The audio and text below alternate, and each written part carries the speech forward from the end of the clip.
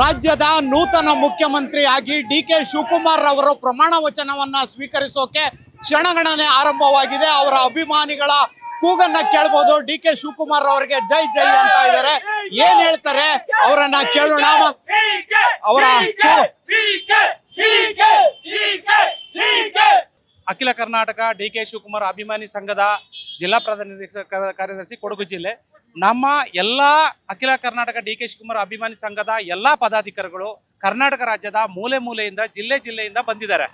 ಆದರೆ ಇವತ್ತು ನಮಗೇನು ಖುಷಿ ಕೊಟ್ಟಿದೆ ಅಂತ ಹೇಳಿದ್ರೆ, ಯಾವುದಕ್ಕೂ ಸಮಯ ಮತ್ತು ತಾಳ್ಮೆ ಎರಡು ಇದ್ದರೆ ಯಾವುದಾದ್ರೂ ಒಂದು ಸಾಧನೆ ಆಗ್ತದೆ ಅಂತ ಹೇಳೋದಕ್ಕೆ ಡಿ.ಕೆ. ಸಾಹೇಬರು ಈ ರಾಜ್ಯಕ್ಕೆ ಉದಾಹರಣೆಯಾಗಿ ಮತ್ತು ನಮಗೆ ಅಲ್ಲಿಗೆ ಪ್ರೋತ್ಸಾಹ ಆಗಿ ಇದ್ದಾರೆ. ಅವರ ಇವತ್ತಿನ ಹೋರಾಟಗಳು ಅವರನ್ನು ಎಂತೆಂಥ ಸಂದರ್ಭದಲ್ಲಿ BJP ತನ್ನ ಷಡ್ಯಂತ್ರದಲ್ಲಿ ಪ್ರತಿ ಬಾರಿಯೂ ಅವ್ರನ್ನ ಇಕ್ಕಟ್ಟಿನಲ್ಲಿ ಸಿಕ್ಕಿದಾಗ ಪ್ರಾಣ ಸಂಕಟದಂಥ ವಿಷಯಗಳನ್ನು ಒತ್ತಡ ಇಟ್ಟಾಗಲೂ ಕೂಡ ಜಗ್ಗದೆ ಕುಗ್ಗದೆ ಅವರು ನಂಬಿರ್ತಕ್ಕಂಥ ಕಾರ್ಯಕರ್ತರಿಗೂ ಬೆನ್ನೆಲುಬಾಗಿ ಅವರು ತಾಳ್ಮೆಯಿಂದ ಇದುವರೆಗೆ ಕಾದ್ಕೊಂಡು ಬಂದಿದ್ದಾರೆ.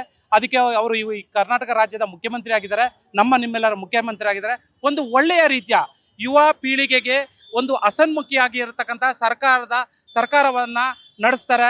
ನಮಗೆಲ್ಲ ಉತ್ತೇಜನ ಆಗಿರ್ತಾರೆ, ನಮಗೆಲ್ಲ ಮಾರ್ಗದರ್ಶಕ ಆಗ್ತಾರೆ, ಈ ರಾಜ್ಯವನ್ನು ಅಭಿವೃದ್ಧಿ ಹತ್ರ ಕೊಂಡೊಯ್ತಾರೆ ಅಂತ ಹೇಳುವ ಆಶಾಭಾವನೆಯಲ್ಲಿ ನಾವೆಲ್ಲ ಇದ್ದೀವಿ ಸರ್.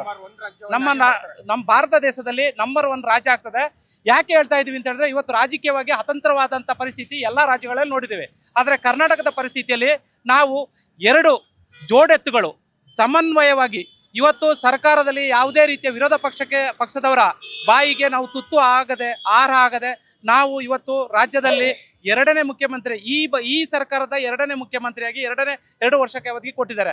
ಆದರೆ ನಮ್ಮ ಡಿ.ಕೆ. ಸಾಹೇಬ್ರವರು 8 ವರ್ಷ ಸತತವಾಗಿ ಈ ದೇವರಾಜು ಅರಸರವರ ಇತಿಹಾಸವನ್ನ ಮತ್ತೆ ಅವರ ಗತವೈದ ಆಡಳಿತವನ್ನ ಮತ್ತೆ ಮರುಕಳಿಸ್ತಾರೆ ಅಂತ ಹೇಳ್ಬಿಟ್ಟು ನಾವು ಹೇಳಲಿಕ್ಕೆ ಬಯಸ್ತೀವಿ ಸರ್. ಇವಾಗ ಪ್ರಮುಖವಾಗಿ ಡಿ.ಕೆ. ಶಿವಕುಮಾರ್ ಅಭಿಮಾನಿ ಬಳಗದ ಅಧ್ಯಕ್ಷರಾಗಿ ಅಲ್ಲದೆ ಒಬ್ಬ ಸಾರ್ವಜನಿಕನಾಗಿ ತಾವು ಮಾತಾಡೋದಾದ್ರೆ, ಈಗ ಪ್ರಮುಖವಾಗಿ ಕಾಂಗ್ರೆಸ್ ಸರ್ಕಾರದ ಮುಂದೆ ಇರತಕ್ಕಂತ ಸವಾಲು, ನೀವೊಬ್ರು ಸಾರ್ವಜನಿಕ ಆಗಿ ಇಂಥದ್ದಾಗ್ಲೇಬೇಕು, ಡಿ.ಕೆ. ಶಿವಕುಮಾರ್ ಅವರು ಮಾಡಿಕೊಡ್ಲೇಬೇಕು ಜನಕ್ಕೆ ಅನ್ನುವಂಥದ್ದಾದ್ರೆ ಏನ್ ಹೇಳ್ತೀರಿ? ನಾವು ಸರ್ ಇವತ್ತು ಯುವ ಪೀಳಿಗೆ ನಾವು ಉದ್ಯೋಗವನ್ನು ಅರಸ್ಕೊಂಡು ಬರ್ತಾ ಇದೆ. ಆದರೆ ಉದ್ಯೋಗ ಅರಸ್ಕೊಂಡು ಬಂದಂಥ ಯುವ ಪೀಳಿಗೆ ಯಾವುದು ಮಧ್ಯದಾರಿಯಿಂದ ಅತಂತ್ರ ಆಗಿ ವಾಪಸ್ ಮನೆಯ ಹತ್ರಕ್ಕೆ ಹೋಗಿ ಅವರ ಜೀವನವನ್ನು ಹಾಳು ಮಾಡದ ರೀತಿಯಲ್ಲಿ ಇವರೊಂದು ಒಳ್ಳೆಯ ರೀತಿಯ ವ್ಯವಸ್ಥೆಯಾಗಿ ಸರ್ಕಾರವನ್ನು ನಡೆಸಿ ಯುವ ಪೀಳಿಗೆಗೆ ಮಾರ್ಗದರ್ಶಕವಾಗಿ ಆಡಳಿತವನ್ನು ಕೊಡ್ತಾರೆ ಅಂತ ಹೇಳ್ತೇವೆ ಸರ್. ಸರ್, ಇವಾಗ ಸುಮಾರು 20 ವರ್ಷಗಳಿಂದನೂ ಕೂಡ ಮೂಲ ಕಾಂಗ್ರೆಸ್ಸಿಗರೊಬ್ಬರಿಗೆ ಮುಖ್ಯಮಂತ್ರಿ ಸ್ಥಾನ ಸಿಕ್ಕಿರುವಂತದ್ದು ಈಗ ಡಿ.ಕೆ. ಶಿವಕುಮಾರ್ ಅವರಿಗೆ. ಧರ್ಮಸಿಂಗ್ ಆದ್ಮೇಲೆ ಯಾರಿಗೂ ಕೂಡ ಮೂಲ ಕಾಂಗ್ರೆಸ್ಸಿಗರಿಗೆ ಒಂದು ಮುಖ್ಯಮಂತ್ರಿ ಸ್ಥಾನ ಕಾಂಗ್ರೆಸ್ನಲ್ಲಿ ಸಿಕ್ಕಿಲ್ಲ. ಈಗ ಡಿ.ಕೆ. ಶಿವಕುಮಾರ್ ಅವರಿಗೆ ಸಿಕ್ಕಿರುವಂತದ್ದು ನಿಮ್ಗೆ ಎಷ್ಟರ ಮಟ್ಟಿಗೆ ಖುಷಿ ಕೊಟ್ಟಿದೆ? ನೋಡಿ ಸರ್, ಒಬ್ಬ ತಳಮಟ್ಟದ ಕಾಂಗ್ರೆಸ್ ಕಾರ್ಯಕರ್ತರಾಗಿ ಡಿ.ಕೆ. ಸಾಹೇಬ್ರವರು ಇದುವರೆಗೂ ತಾಳ್ಮೆಯಿಂದ ಇದ್ದಿರೋದ್ರಿಂದಾಗಿ ಅವರು ಒಂದು ಪಕ್ಷದ ನಿಷ್ಠೆ ಮತ್ತು ಪಕ್ಷ ತಗೊಳ್ಳುವಂಥ ಯಾವುದೇ ನಿರ್ಧಾರಗಳಿಗೆ ಯಾವತ್ತೂ ಅಂಜಿಕೆ ಇಲ್ಲದೆ ಬೆದರಿಕೆ ಇಲ್ಲದೆ ನೇರವಾಗಿ ಪಕ್ಷ ಅಂದರೆ ನನ್ನ ದೇವರು ನನ್ನ ಮನೆ ಅನ್ನೋ ರೀತಿಯಲ್ಲಿ ಅವರು ಕೆಲಸ ಮಾಡಿದ್ದಕ್ಕೆ ಪಕ್ಷ ನಿಷ್ಠೆಯಲ್ಲಿ ಅವ್ರಿಗೆ ಇವತ್ತು ಸ್ಥಾನಮಾನ ಸಿಕ್ಕಿದೆ ಸರ್. ಹಾಗಾಗಿ ಪಕ್ಷದಲ್ಲಿ ಯಾವುದೇ ಕಾರ್ಯಕರ್ತ ತಳಮಟ್ಟದಲ್ಲಿ ಬಂದವನಿಗೆ ಹತಾಶೆ ಆಗುವಂಥದ್ದು ಇರಬಾರ್ದು ಅಂತ ಹೇಳೋದನ್ನ ಡಿ.ಕೆ. ಸಾಹೇಬ್ರವರು ತೋರಿಸ್ಕೊಟ್ಟಿದ್ದಾರೆ ಇವತ್ತು. ಎಸ್, ಇದು ಶ್ರಮಕ್ಕೆ ಸಿಕ್ಕ ಪ್ರತಿಫಲ. ಡಿ.ಕೆ. ಶಿವಕುಮಾರ್ ಅವರು ಯುವ ಪೀಳಿಗೆಗೆ ನಿರುದ್ಯೋಗದ ಸಮಸ್ಯೆಗೆ ಒತ್ತು ಕೊಡಬೇಕು ಅನ್ನುವಂಥದ್ದು ಅಭಿಮಾನಿ ಬಳಗ ಹಾಗೂ ಸಾರ್ವಜನಿಕರಾಗಿ ಮಾತಾಡಿರುವಂಥದ್ದು. ಮತ್ತಷ್ಟು ಮಂದಿ ಡಿ.ಕೆ. ಶಿವಕುಮಾರ್ ಅಭಿಮಾನಿಗಳಿದ್ದಾರೆ, ಅವರನ್ನ ಮಾತಾಡ್ಸೋಣ. ಅವ್ರು ಏನ್ ಹೇಳ್ತಾರೆ ಕೇಳೋಣ, ಬನ್ನಿ. ತುಂಬಾ ಒಳ್ಳೇದಾಗ್ಲಿ, ದೇವ್ರ ಆಯುಷ್ಯ ಆರೋಗ್ಯ ಕೊಟ್ಟಿ ಒಳ್ಳೇದಾಗ್ಲಿ ಸರ್. ನೀವೇನ್ ಹೇಳ್ತೀರಾ? ತುಂಬಾ ಒಳ್ಳೆಯವರು ಅವರು. ಇವಾಗ ಗೃಹಲಕ್ಷ್ಮಿ ಇತ್ತು, ಹಾಗೆ ಬಸ್ ಭಾಗ್ಯ ಎಲ್ಲ ಇತ್ತು, ಅದೇ ಭಾಗ್ಯಗಳು ಮುಂದುವರಿತವೆ ಅನ್ನೋ ನಂಬಿಕೆ ಇದೆಯಾ ಅಥವಾ ತೆಗೆದಾಕ್ತಾರೆ ಇವರು? ಇದೆ ಸರ್, ಇದೆ 100% ಇದೆ ಸರ್, 100% ಇದಾರೆ, ಮಾಡ್ತಾರೆ ಡಿ.ಕೆ. ಶಿವಕುಮಾರ್. ನಂಬಿಕೆ ಇದೆ.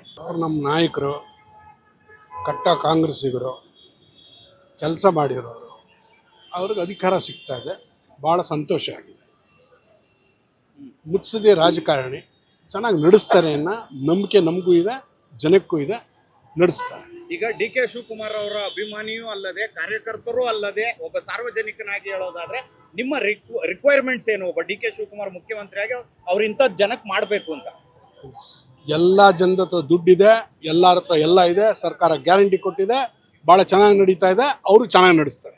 ಡಿ ಕೆ ಶಿವಕುಮಾರ್ CM ಆಗ್ಬೇಕಂತ ನಾನು ಒಂದು ವರ್ಷ ಪೂಜೆ ಮಾಡಿದ್ದೆ. 52 ವಾರ ಸರ್ಕಾರ ಬರೋಕ್ಕೆ ಮುಂಚೆ ನಾನು 52 ವಾರ ಡಿ ಕೆ ಶಿವಕುಮಾರ್ ಮುಖ್ಯಮಂತ್ರಿ ಆಗ್ಬೇಕಂತ ಪೂಜೆ ಮಾಡಿದ್ದೀನಿ. ಅದು ಇವತ್ತು ಫಲ ಸಿಕ್ಕೈತೆ. ಡಿ ಕೆ ಶಿವಕುಮಾರ್ ಪಟ್ಟಾಭಿಷೇಕ ಆಗ್ತೈತೆ. ನಮ್ಮ ಸರ್ಕಾರ ನಮಗೆ ಸುಭದ್ರವಾಗಿರುತ್ತೆ. ಆಮೇಲೆ ಏನು ಸಿದ್ದರಾಮಯ್ಯ ತಳಾದಿ ಹಾಕಿದ ಅದೇ ರೀತಿ ಅವರು ಸರ್ಕಾರ ನಡೆಸ್ತಾರೆ. ಇಡೀ ರಾಜ್ಯಕ್ಕೆ ಸುಭದ್ರ ಸರ್ಕಾರ ಕಾಂಗ್ರೆಸ್ ಪಕ್ಷ ಹೈಕಮಾಂಡ್ ಮಾದರಿಯಲ್ಲಿ ಕೊಡುತ್ತೆ.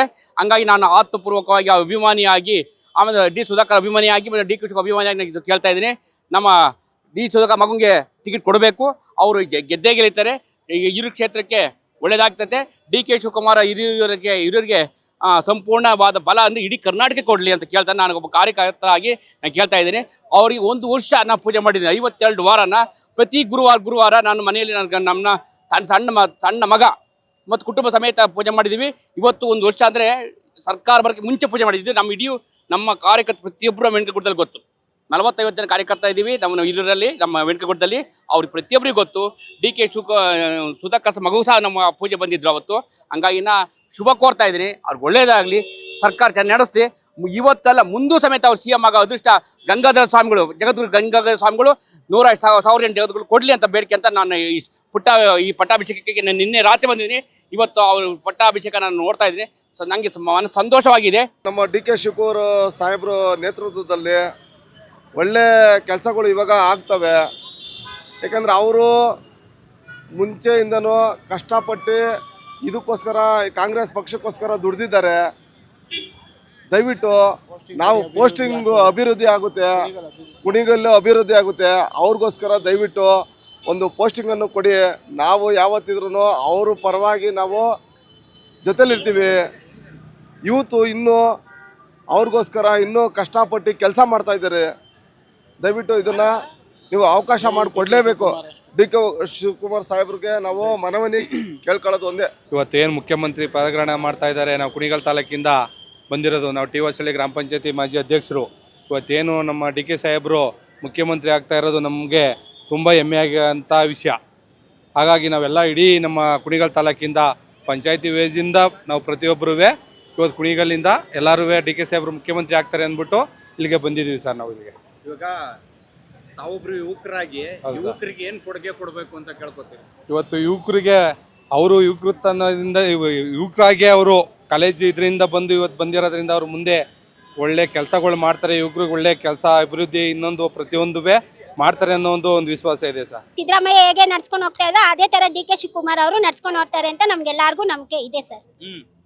ಮತ್ತೆ ಇನ್ನೇನಾದ್ರು ಇದಿದ್ರೆ ನಮ್ಗೆ ಇನ್ನ ಅವರಿಂದ ನಮ್ಗೆ ಇನ್ನ ಹೆಲ್ಪ್ ಬೇಕಾಗುತ್ತೆ. ಅವ್ರು ಅದನ್ನ ನಮ್ಮ ಇದ್ರನ್ನೆಲ್ಲ ತಿಳ್ಕೊಂಡು ನಮ್ ಕಷ್ಟಗಳು ಏನಿದೆಯೋ ಅದಕ್ಕೆ ಅವರು ಪರಿಹಾರ ಮಾಡ್ಬೇಕು ಅಷ್ಟೇ ಸರ್. ನಾನು ಈಗ ನಮ್ಮ ರಾಜ್ಯದಲ್ಲಿ ಬಹುತೇಕ ಪ್ರಮುಖವಾಗಿ ಕಾಡ್ತಾ ಇರುವಂತದ್ದು ನಿರುದ್ಯೋಗ ಸಮಸ್ಯೆ. ಹೆಣ್ಮಕ್ಳಿಗಿರಬಹುದು, ಯುವಕರಿಗಿರಬಹುದು, ಕೆಲಸಗಳಿಲ್ಲ. ಇದ್ರ ಬಗ್ಗೆ ಡಿ ಕೆ ಶಿವಕುಮಾರ್ ಅವರು ಕ್ರಮ ಕೈಗೊಳ್ಳಬೇಕು. ಏನ್ ಹೇಳ್ತೀರಾ ಅದ್ರ ಬಗ್ಗೆ? ಸರ್, ನಮ್ಮಂತ ಹ್ಯಾಂಡಿಕ್ಯಾಪ್ಗಳೆಲ್ಲ ಉದ್ಯೋಗಕ್ಕೆ ತುಂಬಾ ಮಾಡ್ತಾ ಇದೀವಿ. ಹೆಚ್ಚಾಗಿ ನಿರುದ್ಯೋಗಿಗಳೇ ತುಂಬಾ ಇರೋದು. ನಿರುದ್ಯೋಗಿಗಳು ಯಾವ ಇದ್ರಲ್ಲಿ ಇದಾರೋ ಅವ್ರಿಗೆ ಒಳ್ಳೆ ಭವಿಷ್ಯನ ನಿರೂಪಿಸ್ಬೇಕು ಅಂತ ತಿಳ್ಕೊಂತೀನಿ. ನಿರುದ್ಯೋಗ ಅಂತೇಳಿ ಅದಕ್ಕೆ ನಮ್ಮ ಸರ್ಕಾರದಿಂದ 6 ತಿಂಗಳು ಏನು BCom ಓದಿದ್ದಾರೆ ಮತ್ತೆ ಡಿಪ್ಲೊಮಾ ಯಾರು ಮಾಡಿದ್ದಾರೆ ಅವ್ರಿಗೆ 6 ತಿಂಗಳು ಕೆಲಸ ಸಿಗ್ದಲೆ ಮನೇಲಿ ಕೂರಬಾರ್ದು ಅಂತೇಳಿ ನಮ್ಮದು ಸರ್ಕಾರದಿಂದ ಡಿಪ್ಲೊಮಾ ಮಾಡಿರೋರಿಗೆ 1,500, BCom ಪದವೀಧರರಿಗೆ 3,000 6 ಮಾಸ ಕೊಡ್ತಾ ಇದೆ. ಕೆಲಸ ಸಿಗೋವರೆಗೂ 6 ತಿಂಗಳಲ್ಲಿ ಅವ್ರ ಜೀವನ ನಡಿಬೇಕು ಅಂತೇಳಿ. ಮತ್ತು ನಮ್ಮ ಡಿ ಕೆ ಶಿವಕುಮಾರ್ ಅವರು ಸರ್ 40 ವರ್ಷದಿಂದ ಅವ್ರು ಕಷ್ಟಪಟ್ಟಿರೋದಕ್ಕೆ ಇವತ್ತು ಅವರ ಸಿದ್ಧಾಂತ ಎಲ್ಲ ಒಪ್ಪಿ ಕಾಂಗ್ರೆಸ್ ಪಕ್ಷದಿಂದ ಮುಖ್ಯಮಂತ್ರಿ ಆಗ್ತಾ ಇದ್ದಾರೆ. ನಮಗಂತೂ ತುಂಬಾನೇ ಖುಷಿ ಆಗ್ತಿದೆ. ಈಗ ನಂದೊಂದು ಪ್ರಮುಖವಾಗಿ ಒಂದು ಪ್ರಶ್ನೆ ಇದೆ. ಸುಮಾರು 20 ವರ್ಷಗಳಿಂದ ಮೂಲ ಕಾಂಗ್ರೆಸ್ಸಿಗರಿಗೆ ಮುಖ್ಯಮಂತ್ರಿ ಸ್ಥಾನ ಸಿಕ್ಕಿರಲಿಲ್ಲ. ಧರ್ಮಸಿಂಗ್ ಅವರೇ ಲಾಸ್ಟು. ಈಗ 20 ವರ್ಷದ ಬಳಿಕ ಡಿ ಕೆ ಶಿವಕುಮಾರ್ ಅವರು ಆಗ್ತಾ ಇರೋದು. ಇದ್ರ ಬಗ್ಗೆ ನಿಮ್ಮ ಅಭಿಪ್ರಾಯ? ಸರ್, ಮುಖ್ಯಮಂತ್ರಿದೆಲ್ಲ ಹೈಕಮಾಂಡಿಗೆ ಇದಿರುತ್ತೆ. ನಮ್ಮಂತ ಕಾರ್ಯಕರ್ತರಿಗೆಲ್ಲ ನಮ್ಗಲ್ಲಿ ಮೀಟಿಂಗಲ್ಲೂ ನಮ್ಮನ್ನ ಯಾರು ಸೇರ್ಸಲ್ಲ. ಹಂಗಾಗಿ ನೀವು ಕೇಳಿದ ಕ್ವಶನ್ ರಾಂಗು. ನಾವು ಕಾಂಗ್ರೆಸ್ ಪಕ್ಷದಲ್ಲಿ ನಾವು ಸಣ್ಣ ಕಾರ್ಯಕರ್ತರು ಇದಕ್ಕೆ ಆನ್ಸರ್ ಮಾಡೋ ಇದು ನನಗಿದ್ದಿಲ್ಲ. ಆದ್ರೆ ಮೂಲ ಕಾಂಗ್ರೆಸ್ಸಿಗರಂದ್ರೆ ಇವಾಗ ನಮ್ಮ ಡಿ ಕೆ ಶಿವಕುಮಾರ್ ಸರ್ ಅವರು 40 ವರ್ಷದಿಂದ ಕಾಂಗ್ರೆಸ್ ಅಲ್ಲಿ ಆಳ್ವಿಕೆ ಮಾಡ್ತಾನೆ ಬಂದಿದ್ದಾರೆ. ಅವರು ಸಿಂಡಿಕೇಟ್ ಅಂದ್ರೆ NCCI ಇಂದನೂ ಅವರು ಇದು ಮಾಡ್ಕೊಂತ ಬಂದಿದ್ದಾರೆ. ಈಗ ಮುಖ್ಯಮಂತ್ರಿ ಆಗಿದ್ದಾರೆ. ಹಂಗೆ ಹೇಳೋದಾಗಿದ್ರೆ ಇವತ್ತು ಡಿ ಕೆ ಶಿವಕುಮಾರ್ ಪಕ್ಷದ ಕಾರ್ಯಕರ್ತರಾಗಿ ಇವತ್ತು ಚೀಫ್ ಮಿನಿಸ್ಟರ್ ಸ್ಥಾನ ಇರಿದೆ ನಮ್ಗೆಲ್ರಿಗೂ ಖುಷಿ ಕೊಟ್ಟಿದೆ. ಒಟ್ನಲ್ಲಿ ಕಾಂಗ್ರೆಸ್ ಪಕ್ಷ ಸಣ್ಣ ಕಾರ್ಯಕರ್ತರನ್ನು ಕೂಡ ಕೈ ಹಿಡಿದು ಮೇಲೆತ್ತಿ ಒಂದು ಉನ್ನತ ಸ್ಥಾನಕ್ಕೆ ಕರ್ಕೊಂಡು ಹೋಗುತ್ತೆ ಅಂತ ಹೇಳ್ತಾ ಇದ್ದೀರಿ. ಹೌದು ಸರ್, ನಿಜವಾಗ್ಲು ಕಾಂಗ್ರೆಸ್ ಪಕ್ಷ ಯಾರೇ ಒಬ್ರು ಕಾರ್ಯಕರ್ತ ಬೂತ್ ಮಟ್ಟದಿಂದ ಹಿಡಿದು ಕೂಡ ಅವ್ರನ್ನ ಗುರುತಿಸಿ ಈಗ ನಮ್ಗೆ ಕೆಪಿಸಿಸಿ ಅಧ್ಯಕ್ಷರು ಕಳೆದ 7-8 ವರ್ಷದಿಂದ ನಮ್ಗೆ ಡಿ ಕೆ ಶಿವಕುಮಾರ್ ಸರ್ರೇ ಆಗಿದ್ರು. ಬೂತ್ ಮಟ್ಟದಿಂದ ಗುರುತಿಸಿ ಅವರಿಗೆ ಒಂದು ವರ್ಕ್ಶಾಪ್ ಆಗಿರ್ಬೋದು, ಅವ್ರಿಗೊಂದು ID ಕಾರ್ಡ್ ಆಗಿರ್ಬೋದು, ಪಕ್ಷದಿಂದ ಕೊಟ್ಟು ಎಲ್ಲಾನು ಯಾರ್ಯಾರು ಜಾಸ್ತಿ ಮೆಂಬರ್ಶಿಪ್ ಮಾಡಿಸ್ತಾರೆ ಕಾಂಗ್ರೆಸ್ ಪಕ್ಷಕ್ಕೆ ಅಂತವ್ರಿಗೆಲ್ಲ ಸನ್ಮಾನ ಮಾಡಿ ಗುರುತಿಸುವಂತ ಕಾರ್ಯಕ್ರಮ ಕಾಂಗ್ರೆಸ್ ಪಕ್ಷ ಮಾಡಿದೆ, ಮುಂದೇನೂ ಮಾಡುತ್ತೆ. ಸರ್, ಡಿ ಕೆ ಶಿವಕುಮಾರ್ ಸಾಹೇಬರು 1989ರಲ್ಲಿ ಪ್ರಥಮ ಬಾರಿಗೆ ಶಾಸಕರಾದರು. ಆವತ್ತಿನಿಂದ ಇವತ್ತಿನ ತನಕನೂ ಕಾಂಗ್ರೆಸ್ ಪಕ್ಷಕ್ಕೆ ಪ್ರಾಮಾಣಿಕವಾಗಿ ನಿಷ್ಠೆಯಿಂದ ಈ ಕಾಂಗ್ರೆಸ್ಗೆ ಎಂಥ ಕಷ್ಟ ಕಾಲದಲ್ಲಿ ಕೂಡ ಕೈ ಹಿಡಿದ್ರು. ಅದಕ್ಕಾಗಿ ಪ್ರತಿಫಲವಾಗಿ ಇವತ್ತು ಕರ್ನಾಟಕ ರಾಜ್ಯದ ಮುಖ್ಯಮಂತ್ರಿಗಳಾಗಿ ಪ್ರಮಾಣ ವಚನ ಸ್ವೀಕರಿಸುತ್ತಿದ್ದಾರೆ. ಹಾಗಾಗಿ ಡಿ ಕೆ ಶಿವಕುಮಾರ್ ಸಾಹೇಬರಿಗೆ ತುಂಬು ಹೃದಯದ ಧನ್ಯವಾದಗಳನ್ನು, ಅಭಿನಂದನೆಗಳನ್ನು ಅರ್ಪಿಸುತ್ತಿದ್ದೇವೆ. ನಾವು ಬೆಂಗಳೂರು ರಾಜರಾಜೇಶ್ವರಿ ನಗರ ವಿಧಾನಸಭಾ ಕ್ಷೇತ್ರದ ಗೊರಗುಂಟೆಪಾಳ್ಯ ವಾರ್ಡಿಂದ ಬಂದಿದ್ದೀವಿ. ಸುಮಾರು 150 ಜನ ಬಂದಿದ್ದೀವಿ. ಕಾಂಗ್ರೆಸ್ ಪಕ್ಷ ಯಾವಾಗೇ ಅಧಿಕಾರಕ್ಕೆ ಬಂದರೂ ಕೂಡ ದಲಿತರಿಗೆ, ಬಡವರಿಗೆ, ಅಲ್ಪಸಂಖ್ಯಾತರಿಗೆ, ಹಿಂದುಳಿದವರಿಗೆ ಸಾಕಾಗಷ್ಟು ಸವಲತ್ತುಗಳು ಕೊಟ್ಟಿದ್ದೀವಿ. ಉದಾಹರಣೆಗೆ 3 ವರ್ಷದಿಂದ ಪಂಚ ಗ್ಯಾರಂಟಿಗಳನ್ನು ಕೊಟ್ಟಿದ್ದೀವಿ. ನಾವು ಪಂಚ ಗ್ಯಾರಂಟಿ ಕೊಟ್ಟಂಥ ಸಂದರ್ಭದಲ್ಲಿ ಈ ದೇಶದ ಪ್ರಧಾನಿಯಾದಂಥ ನರೇಂದ್ರ ಮೋದಿ ಅವರು ಕೂಡ ಟೀಕೆ ಮಾಡಿದರು ಬೆಂಗಳೂರಿಗೆ ಬಂದು. ರಾಜ್ಯ ಹಾಳಾಗೋತದ ಗ್ಯಾರಂಟಿಗಳು ಕೊಟ್ರಂತಂದ್ರೆ. ಬಟ್ ದುರಂತ ಏನಂದ್ರೆ ಇಡೀ ದೇಶದಲ್ಲಿ ರಾಜ್ಯ ನಂಬರ್ 1 ಸ್ಥಾನದಲ್ಲಿದೆ ಆರ್ಥಿಕವಾಗಿ. ಹೇಳಿದಂಥ ನರೇಂದ್ರ ಮೋದಿ ಅವರು ಕೂಡ ನಮ್ಮ ಗ್ಯಾರಂಟಿಗಳನ್ನು ಕಾಪಿ ಮಾಡೋಕ್ಕೆ ಸ್ಟಾರ್ಟ್ ಮಾಡಿದ್ರಿ. ಈಗ ನಾವೇನು ಗ್ಯಾರಂಟಿ ಕೊಟ್ಟಿದ್ವಲ್ಲ ಅದೇ ಗ್ಯಾರಂಟಿಗಳನ್ನು ಎಲ್ಲ ರಾಜ್ಯಗಳಲ್ಲಿ ಕಾಪಿ ಮಾಡೋಕ್ಕೆ ಸ್ಟಾರ್ಟ್ ಮಾಡಿದರು. ಹಾಗಾಗಿ ಇಷ್ಟು ದಿವಸ ಯಾರೋ ಒಬ್ರು ಹೇಳ್ತಿದ್ರು ಗುಜರಾತ್ ಮಾಡಲ್ ಅಂತ ಹೇಳ್ತಿದ್ರು. ಬಟ್ ಗುಜರಾತ್ ಮಾಡಲ್ ಗುಜರಿ ಹಿಡಿದು ಹೋಯ್ತು, ಕರ್ನಾಟಕ ಮಾಡಲ್ ಇಡೀ ದೇಶದಲ್ಲಿ ನಂಬರ್ 1 ಆಯಿತು. ಇದಕ್ಕೆ ಕಾರಣ ಹೀಗೆ ಮೊನ್ನೆ ತಾನೇ ರಾಜೀನಾಮೆ ನೀಡಿದಂಥ ನಮ್ಮೆಲ್ಲರ ನೆಚ್ಚಿನ ನಾಯಕರಾದಂಥ ಸನ್ಮಾನ್ಯ ಸಿದ್ದರಾಮಯ್ಯ ಸಾಹೇಬರು ಕೂಡ ಕಾರಣರು. ಅದೇ ರೀತಿಯಾಗಿ ನಮ್ಮ KPCCಯ ಅಧ್ಯಕ್ಷರಾದಂಥ ಡಿ ಕೆ ಶಿವಕುಮಾರ್ ಸಾಹೇಬರು ಕೂಡ ಪ್ರಮುಖವಾದಂಥ ಕಾರಣರು ಅಂತೇಳಿ ಹೇಳಿದ್ರೆ ತಪ್ಪಾಗಲಿಕ್ಕಿಲ್ಲ. ಅವರು ಸಾಕಷ್ಟು ಶ್ರಮ ಪಟ್ಟರು ಪಕ್ಷಕ್ಕಾಗಿ. ಭಾರತ್ ಜೋಡೋದಲ್ಲಿ ಆಗಿರ್ಬೋದು, ಆಮೇಲೆ ಇಲ್ಲಿ ನಮ್ಮ ಇದು ಯಾವುದಲ್ಲಮ್ಮ ಇದು